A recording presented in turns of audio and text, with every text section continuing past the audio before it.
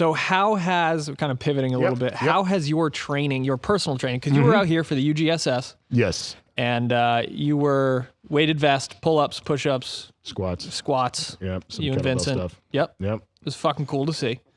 What's your training looking like now?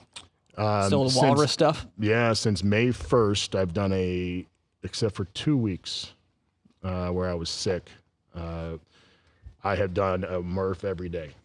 Now the last 4 weeks or something, I just do basically 2 Murphs in one day. And then I do some more calisthenic stuff. I've been doing a lot of 2-count burpees, which is like a burpee with 2 push-ups for my hips, because when we started doing as part of our warm-up burpees, that was the best hip mobility thing I've ever done with the kids. And it sounds stupid, but if you actually see how we do them, the kids are almost below parallel every time. And we had the greatest impact on our squat depth through that, because it's a dynamic loaded stretches. Yeah. And it forces the kids to do it right. So I've been doing that. So yeah, so basically one day is with a weight vest and a whole bunch of other stuff, and then I do usually 200 2-count burpees or whatever you want to call them, 8, I don't know, with 2 push-ups in there. And I usually walk 5 miles a day too. But the walk, it's funny because I started the walk when I re-injured my back, and I re-injured it. Now, Dave, it is the highlight of my wife and I. Like, my wife and I are the most honest parents. Like, fucking kids, I hate all of them. Everything just fucking kid drive you nuts, man. Imagine how many ski-doos we would have. Like, I don't even like them. I'd fucking buy them because we have so much more money. But that's why I love is, like, my wife and I are very, and my wife is a tremendous mother and a great wife, but like, we have a good honesty. So like that walk, each of us take a walk during the day, and that's just like, you just clear your head and you put on your headphones, or I'll call my mom and dad and have a good conversation, or Mason and I will talk. And it's just been, I don't really count that as exercise. I mean, I guess when I had my back issues, that was an exercise, but that's just more of a kind of dumping your brain out. And when Rhodes and Vincent get here, we do tons. We do maybe 2 5-mile walks a day, and we just discuss everything. And that's where you get a lot of ideas, or you just bullshit and tell stupid stories. It's way better than sitting around talking or watching TV, because you don't really do anything. And anyway, that's what I've been doing.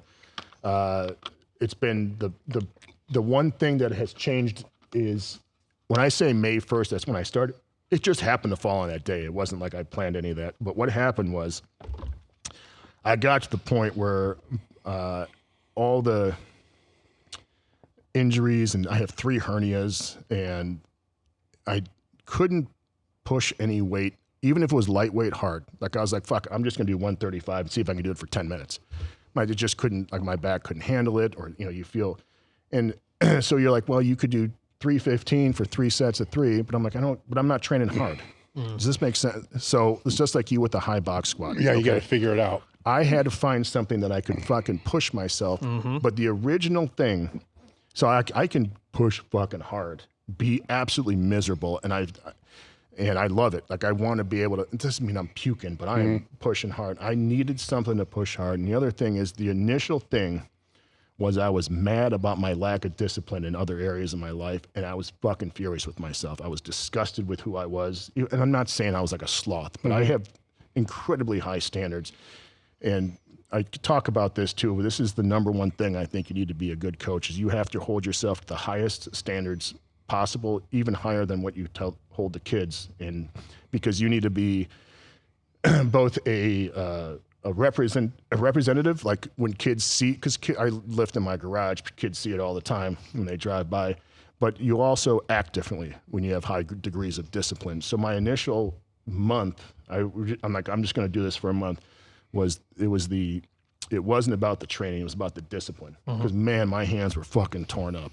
And every morning I get out of bed, I put my legs out, and I would stand up, and my legs start shaking like this, and I'd sit back down, and I'd stand up, like I couldn't even walk.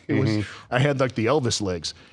And I'm like, well, I do a couple stretches, do some yoga, and then I go out in the weight room and start it all over again. So it wasn't about the training so much as was the discipline about doing something that was miserable. And then you just get better at it. and you kind of thrive in it. And so that's been, you know, and it was funny because I'm going to talk a little bit about this, but there was no, people continuously ask me, "What? How did you get over that? Like bench, squat, deadlift, and all, right? Like get away from that world." Like, the strength world. Yeah, Okay, just, you know, how did you reconcile how you're training now? And I had, on that day, I finally was so fucking sick of myself and what I was becoming that there was no other option to me, and I never fucking looked back. I never like see like a barbell and be like, oh boy, I wish I could squat, because I'm so believe in so much of what I'm doing that it's just like when we were training, there was nothing. You could show me the greatest program in the world or whatever. I'm like, I don't fucking care. I know what I'm doing is right. I believed in what I was doing. I had I was blinded. Yeah. And it's not in a bad way, because I mean, I'm still doing all these great movements. I'm training hard. But I think when people ask, you know, when should I use chains and bands? And my answer eventually became, when you stop asking. And then you'll know. Because if you have any doubt, there is a doubt. And I got to the point where I'm like, listen, this is the only thing, like, this is what I believe in. I am 1000% behind this. And even reading and I always read and training stuff or whatever, I never wavered. I never like, well, maybe I should add in some trap bar, or, you know, maybe I'm like, nope, there's nothing better than what I'm doing now. I will pound my shit in the ground. And with that belief, guess what happens? You have success. Because how many people have had pretty shitty training programs in whatever opinion your training program, and they're successful. They go 100% and they believe in what they're doing. And so it was a weird thing where it's like, I guess I read a lot of stuff about psychology, and then I was reading about addiction. And it's always like, well, when do you hit your rock bottom? It's like, well, that's your choice. Like, you're done with this drug. I mean, obviously you have issues, but it has to be such a point in your life where that's the only option that in your brain. If you have any doubts, or like, well, we'll see how I do. Things never going to be successful. You're not there yet.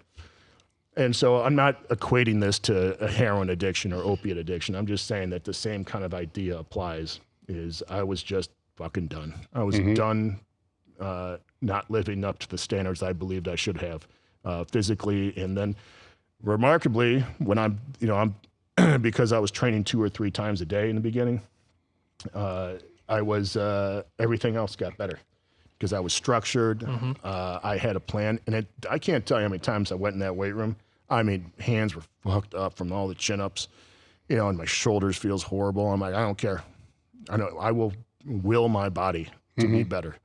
And like I tore my left shoulder's torn up, but I can do push-ups, and the more push-ups I do, the better it gets. So I just do, I did 400 push-ups today as part of my training, and I'll do 400, 500 tomorrow.